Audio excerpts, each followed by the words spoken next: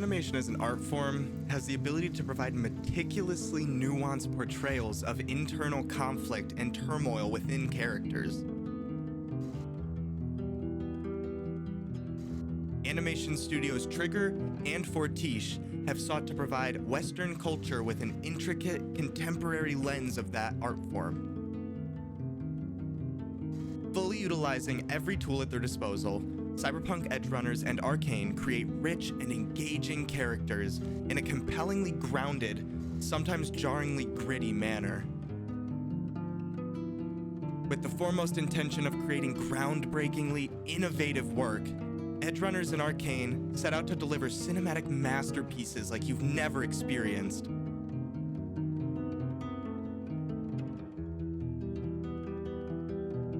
Diving headfirst into realistic sci-fi fantasy settings with some of the most empathetic, authentic, and morally ambiguous characters to ever grace our screens.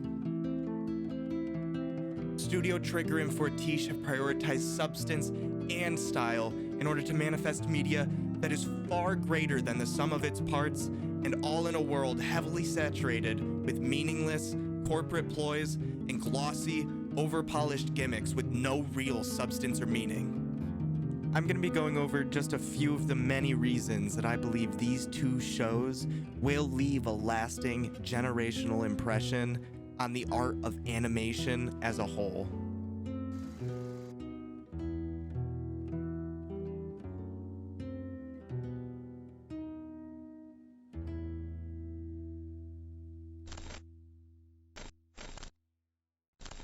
So today, I'm going to be taking a look at Cyberpunk Edgerunners and Arcane, two of my favorite shows to have come out in recent history and probably of all time. These two shows use the art of animation to a caliber which I don't know has been done before, in my opinion. It's definitely a renaissance of animation at this point in time, and I am all here for it, absolutely. But today, I'm going to focus on how Arcane and Edgerunners masterfully use the art of animation in order to externalize these internal feelings of these characters that they've created for us and placed in these saturated, realistic, and gritty environments, and in a digestible and translatable way for the audience to understand.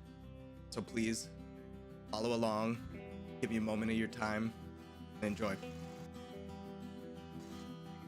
Animation is a great way to tell emotional stories due to it allowing for deep characterization and complex narratives that tend to veer on the edge of impossible in reference to live-action films.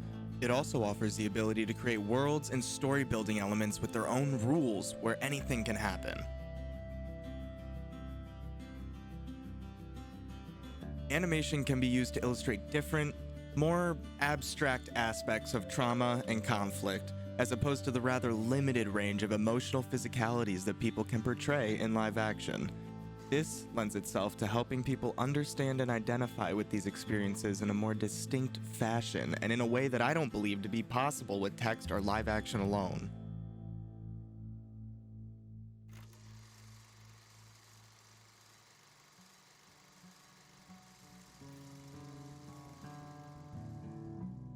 Throughout the runtime of both series, we're introduced to a plethora of extremely personable and genuinely relatable characters, all of which are seamlessly introduced to us and instantly identifiable as empathetic characters due to each series' ability to show us thorough character development.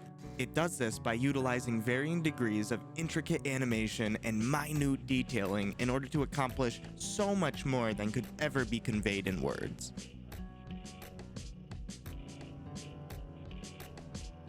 In Arcane, jinx scratches are distinguishable markings and sketches personified from the shadows of Powder's traumatic past.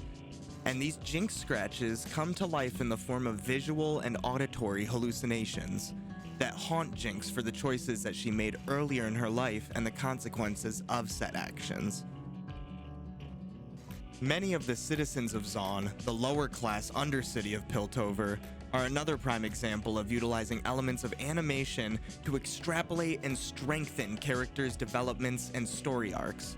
Drug kingpins such as Silco distribute a substance known as Shimmer throughout the streets, plunging Zaun into a downward spiral of anarchy and addiction. The illustration of the downtrodden citygoers leaves viewers with an instant feeling of remorse and regret, as we get to see the melancholy effects of this society through an artistic lens otherwise nearly impossible to replicate. In Cyberpunk Edgerunners, David Martinez serves as our primary antagonist in the cruel, unforgiving world of Night City, and quickly comes to the conclusion that in order to progress in this corrupt world, he had to turn to his newfound family in Lucy, Rebecca, Maine, and Dorio. This inevitably leads David towards a life of crime and cybernetically enhancing himself along the way, losing a piece of his morality with every implant. Studio Trigger effortlessly and subtly portray the characteristics of cyberpsychosis throughout the entirety of the show and to varying extents, until multiple catalytic moments overwhelm the viewer with an uneasy sense of reality distortion, and numerous visual cues highlight the manic nature of such episodes.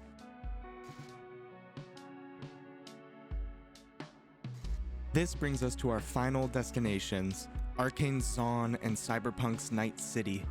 Both settings are masterfully brought to life, right from the start, with intricate world building and visually stunning environments that lead the viewer to feel fully immersed within these worlds within moments. Both shows' usage of lighting, color, and animation techniques helped shed a new and beautiful light on two societies that have existed within the realm of lore for years up until this point. Studios Trigger and Fortiche did an excellent job at remaining true to the integrity and intentions of the source material, while still utilizing their specific artistic strengths in order to portray two of the most tragically beautiful works of art in modern film.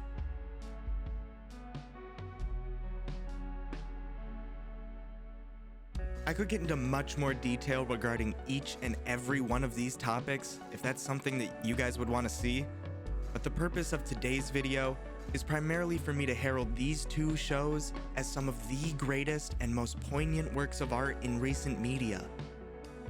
Arcane and Edgerunners have both reached such a massive audience at this point, being the top-rated Netflix originals of all time, and have rightfully been getting the flowers and praise that they so deserve. But I just wanted to go on the record stating just how wildly impactful these shows have been for their unabashed ability to break down the societal standards of media and storytelling in order to create some of the most empathetic stories of all time, while simultaneously creating some of the most visually distinct animations and art styles of our entire generation.